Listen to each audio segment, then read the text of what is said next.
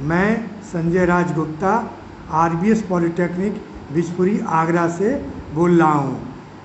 Final year civil student के लिए 6 semester के लिए कल मैंने जूम मीटिंग ली थी, जिसमें मैंने पहले चैप्टर रिवेटेड जॉइंट के बारे में बताया था। अब दूसरी यूनिट है वेल्डेड जॉइंट, उसके बारे में मैं आज आपको बता रहा हूँ। वेल्डिंग जॉइंट में क्या है, वेल्डिंग की परिभाषा समझ लिए। वेल्डिंग संरचनात्मक अवयवों को आपस में जोड़ने की प्रक्रिया है। इस प्रक्रिया में विभिन्न अवयवों को जोड़ने वाले किनारों या सतहों को दाब द्वारा या गर्म करके पिघलाने की स्थिति में लाया जाता है।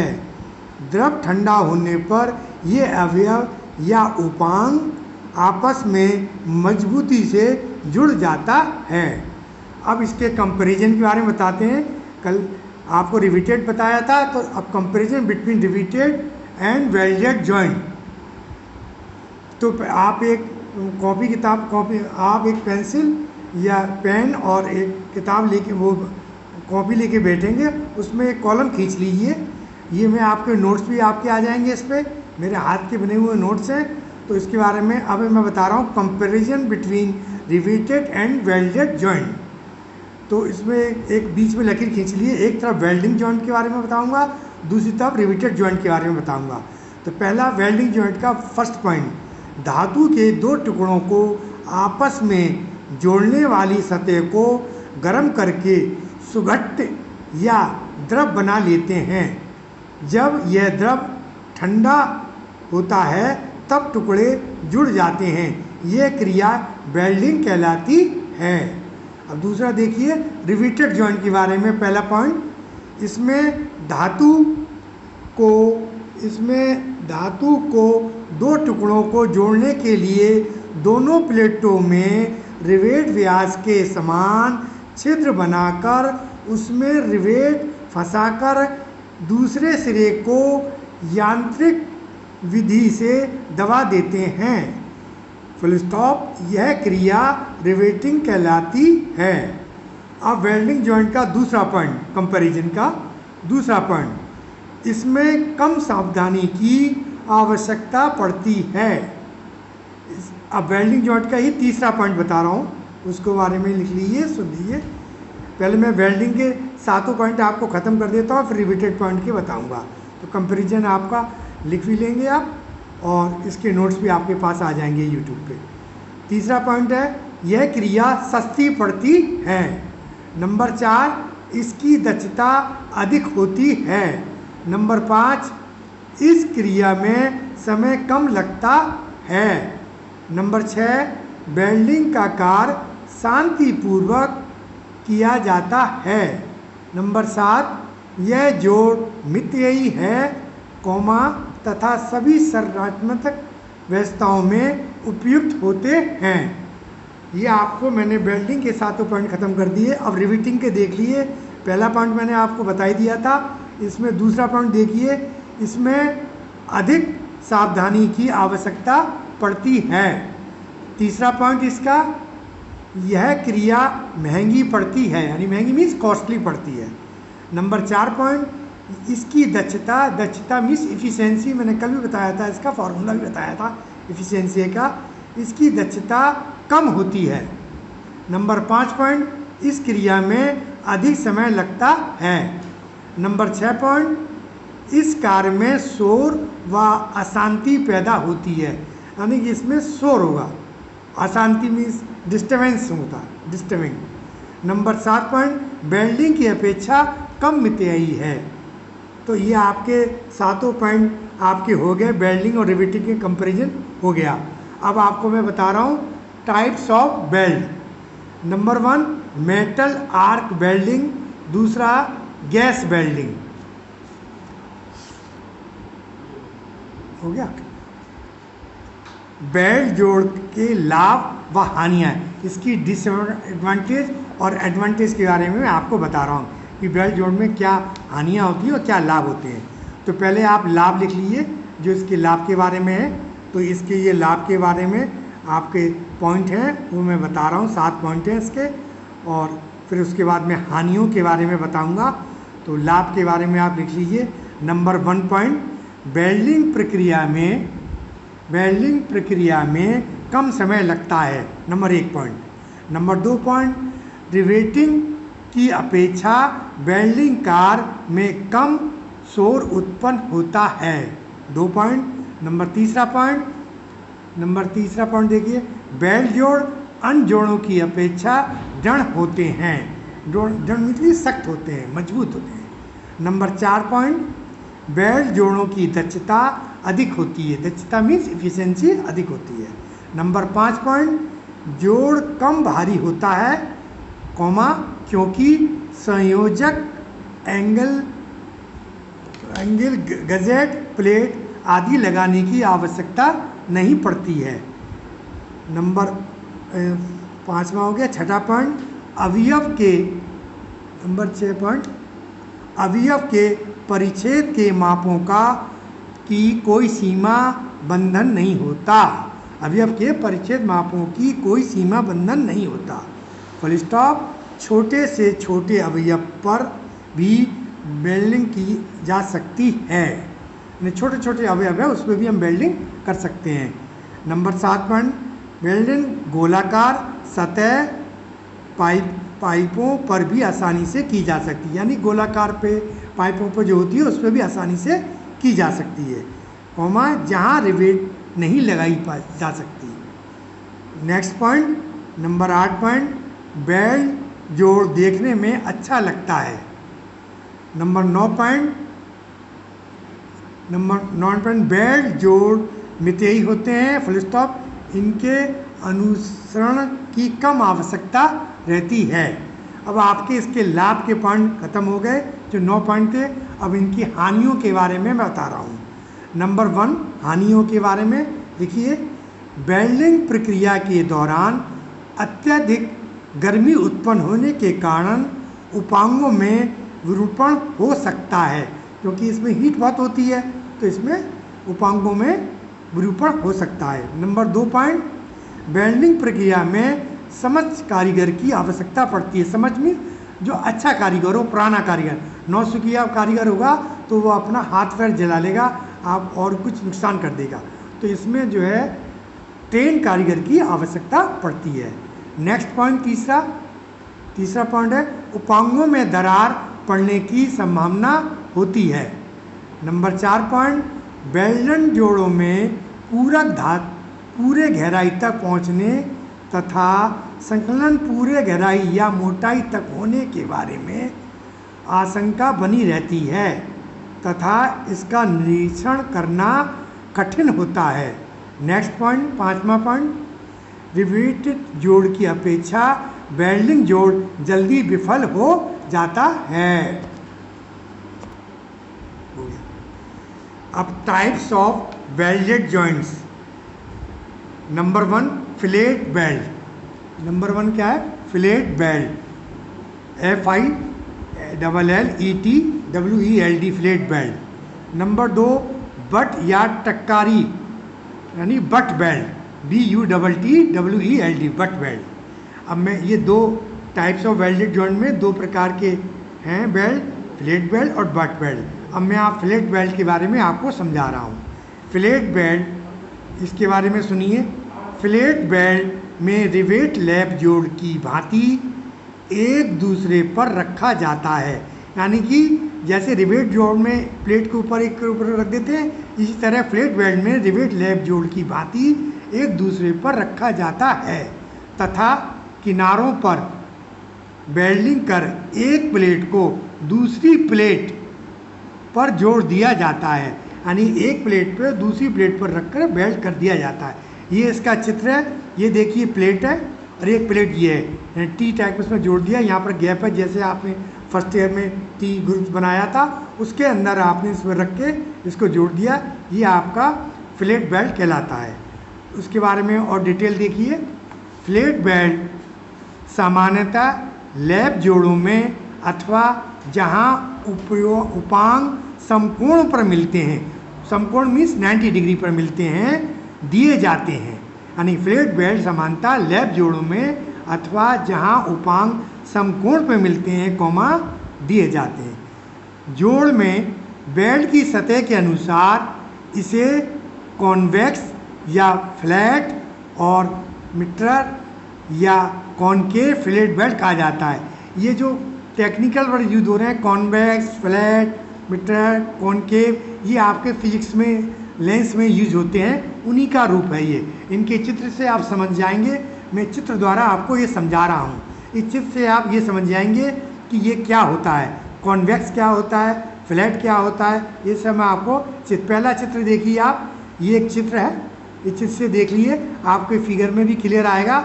इसमें टांग की लंबाई that is called a length है, लेंथ टांग की। ये आपकी संकलन वेव है, मूल सतह। टांग की लंबाई ये यहाँ पर आ गई, ये नोक टो कहलाता है। ये कंठ मोटाई, इसकी मोटाई दर्शा रही है, टॉय टॉय दे रहा है। तो ये चित्र में आपको बिल्कुल क्लियर समझ में आ रहा होगा कि ये जो मैंने आपको बनाया बिल्कुल चित्र है, इसमें सब चीज़ दर्शाई गई है। कहाँ पर इसमें मूल सतह है, संकलन वेव है, टांग है, कंठ मोटाई है, टो है। तो ये आपका पहला चित्र है। दूसरा चित्र देखिए, ये नोक है गोल, ये कॉन्वेक्स, जैसे लेंस होता है आगे से उठा हुआ हिस्सा होता है, that is called a convex. तो ये गोल है, ये नोक कहलाती है। ये एस हो गया, ये एल हो गया, इसको मिला दिया, ये कॉन्वेक्स लेंस की सतह है। अभी मैंने आपको कॉन्वेक्स का बताया था। अब तीसरा देखिए फ्लैट, ये फ्लैट है, यहाँ से ट्रायंगल बना, यहाँ से फ्लैट दिखाई देता है। तो ये आपका मिल्ट्रेड, ये फ्लैट जिसे कहते हैं FLAT फ्लैट। इसके बाद है कॉनकेव। कॉनकेव मीन्स नीचे का हिस्सा, जैसे फिजिक्स में देखा जो अंदर का हिस्सा दबा रहता है लेंस में, डेट इज कॉल्ड है कॉनकेव। तो कॉनकेव में ये दिया हुआ है, इसकी सतह अंदर दबी है, तो कॉनकेव कर्व है ये कॉनकेव। ये इसकी कीजिए, ये चारों फिगर से आप समझ गए होंगे कि आपका फ्लैट बेल्ट क्या है। अब आप देखिए फ्लैट बेल्ट के परिमाप के बारे में मैं आपको समझा रहा हूँ। तो फ्लैट बेल्ट के परिमाप क्या होते हैं? नंबर 1 है टांग लंबाई। टांग लंबाई यह संकलन क्षेत्र में बने त्रिभुज की दो समान भुजाओं में से किसी एक के बराबर होती है, डेट इज कॉल्ड ए टांग लंबाई। यानी यह संकलन क्षेत्र में बने त्रिभुज की दो समान भुजाओं में से किसी एक के बराबर होती है। दूसरी है बेल्ट की माप। नंबर 2 पॉइंट है बेल्ट की माप क्या होती है?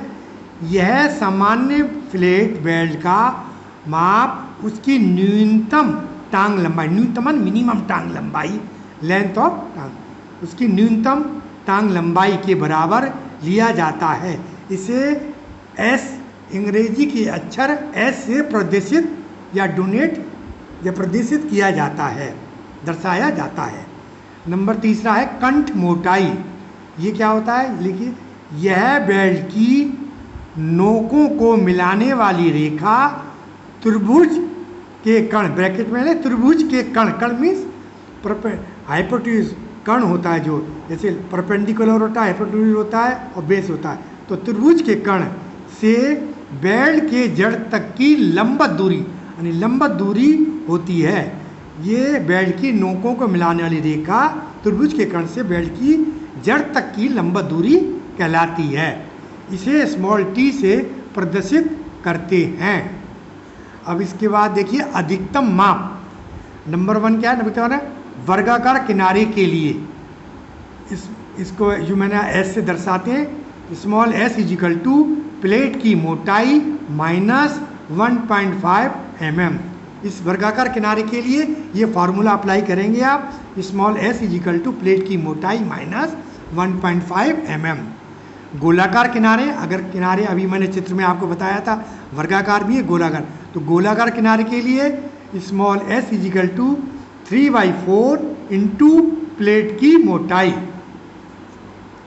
नंबर 3 है प्रभावी कंठ मोटाई, जिसको कि स्मॉल t से प्रदर्शित करते हैं, equal to k into S. K constant है, k इंटू एस। नंबर 4 है फ्लैट बेल्ट की प्रभावी लंबाई। प्रभावी लंबाई इक्वल टू है वास्तविक लंबाई -2 इंटू बेल्ट की माप। तो आपका एक फार्मूला बन जाएगा फ्लैट बेल्ट की सामर्थ्य, जिसे अंग्रेजी के अक्षर P से प्रदर्शित करते हैं, is equal to P is equal to small t into L into FS। ये आपके चारों हो जाते हैं। अब आप इसके बाद देखिए उत्पन्न प्रतिबलों का स्वरूप। उत्पन्न प्रतिबलों का स्वरूप ये क्या होता है, इसके बारे में डेफिनेशन समझ लीजिए। फ्लैट बेल्ट जोड़ में उपांग A व कैपिटल B, यानी कैपिटल A व कैपिटल B जोड़ दिए गए हैं, लिए गए हैं, ये समझा रहे हैं। Full stop. यदि उपांग B पर बल कैपिटल T, बल को कैपिटल T से प्रदर्शित करते हैं, T कार्य करता है, तो यह फ्लैट बेल्ट की पूरी लंबाई द्वारा प्रतिरोधित होगा। इस बल की प्रवृत्ति बेल्ट की पूरी लंबाई में काटने की होगी। अतः फ्लैट बेल्ट जोड़ में अपरूमण प्रतिबल उत्पन्न होगा। Full stop.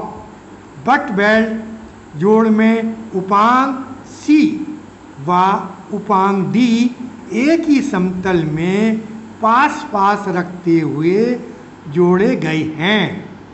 Full stop. इस स्थिति में यदि उपांकों पर बल कैपिटल T आता है तो यह पूरी बेल्ट लंबाई द्वारा प्रतिरोधित होगा। Full stop. यद्यपि इसमें जोड़ में तनन प्रतिबल उत्पन्न होगा। अब खुद कर रहा हूँ तो सीख रहा हूँ। अब देखिए आप, बट बेल्ट में दोनों प्लेटों के किनारों को, बट बेल्ट में दोनों प्लेटों के किनारों को एक दूसरे से सटाकर एक ही समतल में रखा जाता है। यानी बट बेल्ट में दोनों प्लेट जो होती हैं उनके जो किनारे होते हैं उन्हें सटाकर एक ही समतल में रखते हैं और बेल्ट किया जाता है। Full stop. इकहरे बेल्ट जोड़ों में पूरक धातु जोड़ की पूरी गहराई तक नहीं पहुंचती, अतः प्रभावी कंठ मोटाई, जो कि मैंने अभी प्रभावी कंठ मोटाई के बारे में आपको बताया, अतः प्रभावी कंठ मोटाई प्लेट की मोटाई का 5/8 गुना ली जाती है। ये इसका देखिए चित्र है, मैं आपको चित्र समझा रहा हूँ। ये कंठ मोटाई है, ठीक है, ये T है, ये बेल्ट की सतह है, ये संकलन फलक है, ये प्रबलन है। ये देखिए गैप है इन दोनों के बीच में, आपको क्लियर समझ में आ रहा होगा। कंठ मोटाई हो गई ये वाली, ये संकलन फलक हो गया, ये बेल्ट सतह हो गया, ये प्रबलन हो गया, दैट इज कॉल्ड है, ये गैप हो गया। ये पूरा चित्र आपको, ये T हो गया, कैपिटल T थिकनेस। दूसरा देख लीजिए चित्र, बल्ट बेल्ट की सामर्थ्य capital P is equal to L into T into FT, ये ब्रैकेट में क्लोज। FT स्टैंडर्ड है, जो आपको उसमें न्यूमेरिकल में दिया भी होगा, और नहीं दिया होगा तो आप स्टील टेबल से भी निकाल सकते हैं। IS 800 1960 जो कोड है उससे भी ले सकते हैं। और किताब जो आपके पास अगर कोई भी टेक्स्ट बुक है तो उसके एंड में भी दी हुई है, जो आपका काम कर जाती है। उसमें स्टील टेबल भी दी हुई है और स्टील कोड भी दिया हुआ। थोड़ा मैंने ज़्यादा करना तो रामामूर्तम की स्टील टेबल आती है, मैंने आपको कल भी बताई थी, 60-70 रुपये की मार्केट में, उसको परचेज़ कर लिए।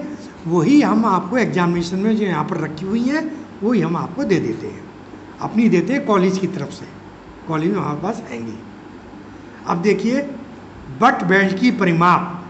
ये बट बेल्ट की परिमाप क्या है, ये है खुला वर्ग, ये आपको दर्शा रहा है, समझे, ये वर्ग है खुला वर्ग, ये आपको पेन स्क्वायर। दूसरा देखिए सिंगल वी, ये आपको दर्शा रहा है, ये कट लगा हुआ सिंगल वी। डबल वी, ये डबल वी का चित्र है। ये सब एग्जाम में पूछे जाते हैं, बट बेल्ट के परिमाप क्या क्या हैं। तो ये खुला है, ये सिंगल वी है, ये डबल वी है। तीसरा है सिंगल यू। सिंगल यू देखिए ये यहाँ पर कटा हुआ है, गोलाई लिए हुए, सिंगल यू। ये डबल यू है, ये इस तरह के सा होता है। ये आपके जो होते हैं बट बेल्ट के परिमाप, क्या उसमें दिया होगा आपके न्यूमेरिकल में, तो उसी हिसाब से आपको लेना है, उसी हिसाब से आपको स्टील टेबल स्टील टेबल से चूज करना है। उसी मैसेज आ गया था किसी ने, उसी आप से स्टील टेबल को चूज करना है। तो ये आपका डबल LU है, डबल LU, ये आपका डबल LU। इसके बाद है सिंगल J, ये सिंगल J है आपका। इसके बाद ये डबल J है, ये देख लीजिए डबल J इस तरह से होता है, सब मैंने फिगर द्वारा आपको समझा दिए हैं। इसका सिंगल बेवल ये आपकी है, इसके बाद डबल बेवल, ये आपके सारे फिगर द्वारा समझा दिए, ये एग्जामिनेशन में पूछे जाते हैं।